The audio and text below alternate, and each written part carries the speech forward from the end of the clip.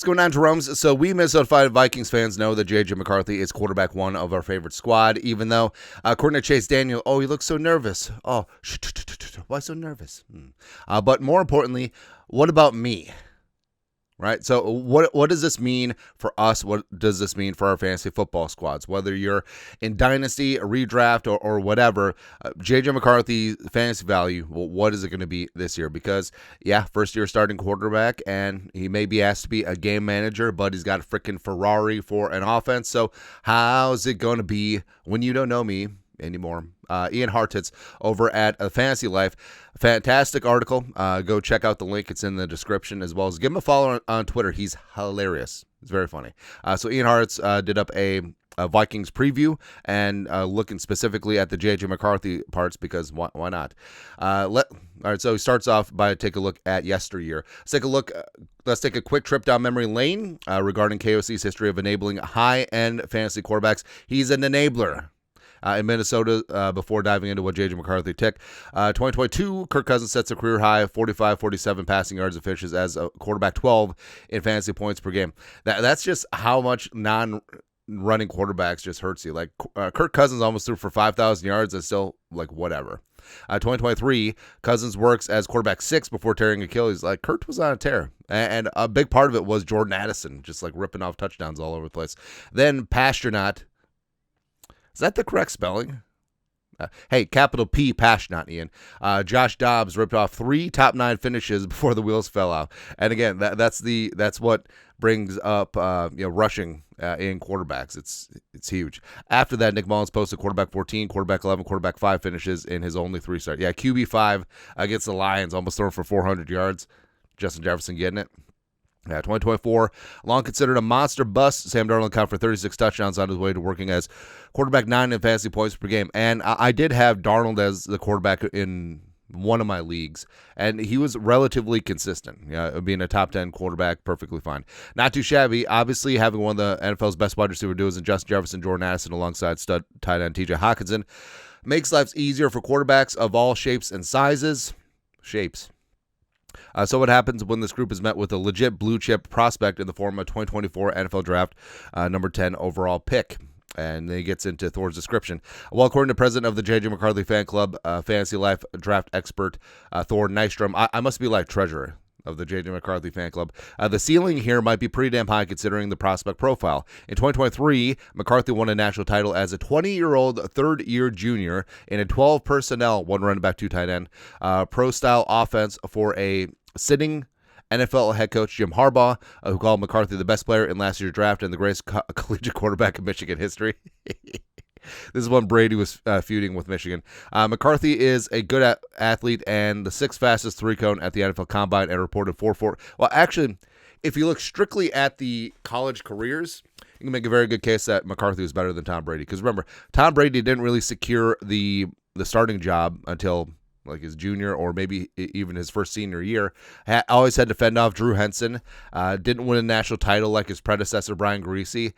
He won it like the Orange Bowl against Alabama, but J.J. McCarthy won the Rose Bowl against Alabama and then won the national title against Washington. So yeah, I mean, you can make a very good case that J.J. McCarthy is a better collegiate quarterback than Tom Brady, who ended up being the greatest quarterback of all time.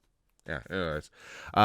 Fast 3-cone, fast 40, and has a big league arm with a 61-mile-an-hour max velocity throw at the combine that fell 1 mile per hour under the record. Those things work in conjunction with one another on the field. Now, I actually don't like when they do the mile per hour test at the combine, because doesn't that just encourage bad form and potentially throwing your shoulder out?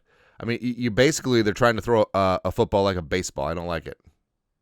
Anyways, the point about McCarthy's athleticism could wind up being a solid resource in fantasy land. While McCarthy averaged only 4.2 fantasy points per game from rushing in his last 2 collegiate seasons, his efficiency on scrambles, 9.3 yards per pop, was actually superior to guys like Caleb Williams, Jalen Moreau, and Drake May. Yes, betting heavily on McCarthy before he's played a regular season snap carries some risk. Well, it's just like any rookie or any first-time starting quarterback. And yes, some of the draft community's sharpest analysts believe McCarthy would have been the first quarterback off the board in this year's draft ahead of Cam Ward and company. He would have. He would have. Throw that sort of talent inside an offense that has a habit for supplying top-tier supporting cast, and bottom line, I'm higher on McCarthy than any of the other Fantasy Life expert rankers. My quarterback 17 still seems low, doesn't it? Yeah, especially considering that Darnold was quarterback 9 last year and didn't really have the rushing numbers. I'm buying into the youth talent and most of all the offensive environment over guys like Dak Prescott, CJ Stroud, Tua, among others. I get this isn't exactly the biggest endorsement in the world considering that he's just a mid-tier quarterback 2 status. Just realize that he's in the same tier as guys like Herbert, Drake May, Jordan Love, Trevor Lawrence, etc. That's not good company. I mean, Herbert has been neutered and now is in a run-first offense. Drake Mays, whatever. Jordan Love, yeah, okay.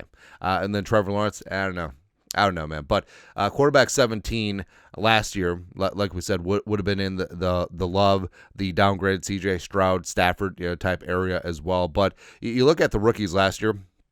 So Jane Daniels ended up 5, Bo Nix 7. You had Caleb Williams at 16, and Drake May was actually all the way down to 23, which a little bit surprising, but but you look at Jaden Daniels. Now, obviously, Jaden's rushing numbers certainly propped him up a little bit, 891 rushing yards and 6 touchdowns.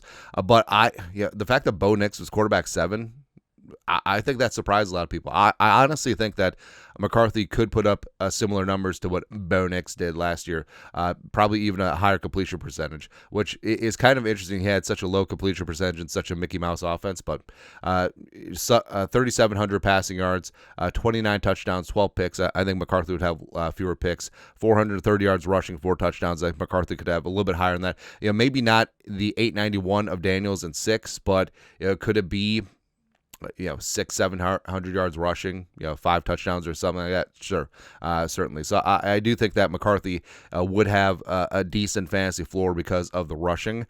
And also you have to take into account, I don't see the Vikings getting in down double digits, having to throw game scripts late in the fourth quarter, where McCarthy could pad some of his stats, like some of the quarterbacks on this list certainly did last year. So I do think that McCarthy could be that quarterback, 10-12, so he could be a starting quarterback in most standard leagues.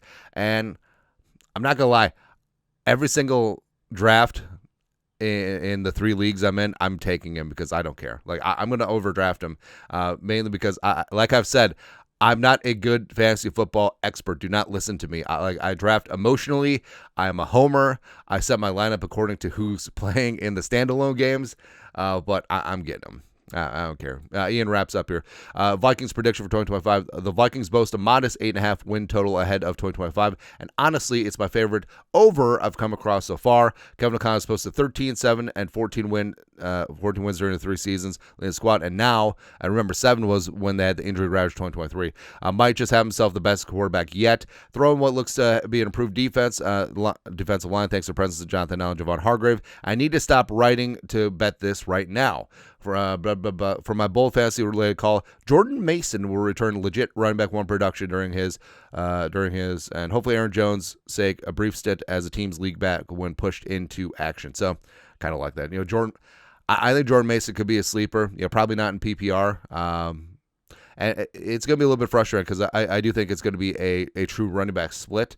But I think both guys will have at least flex value in terms of fantasy value. So, that's it. Take a look at J.J. McCarthy's fantasy value, according to Ian Hartitz over at the Fantasy Life. Go check it out. Let us know. Comment section. You guys are the best. To do. Skull production value.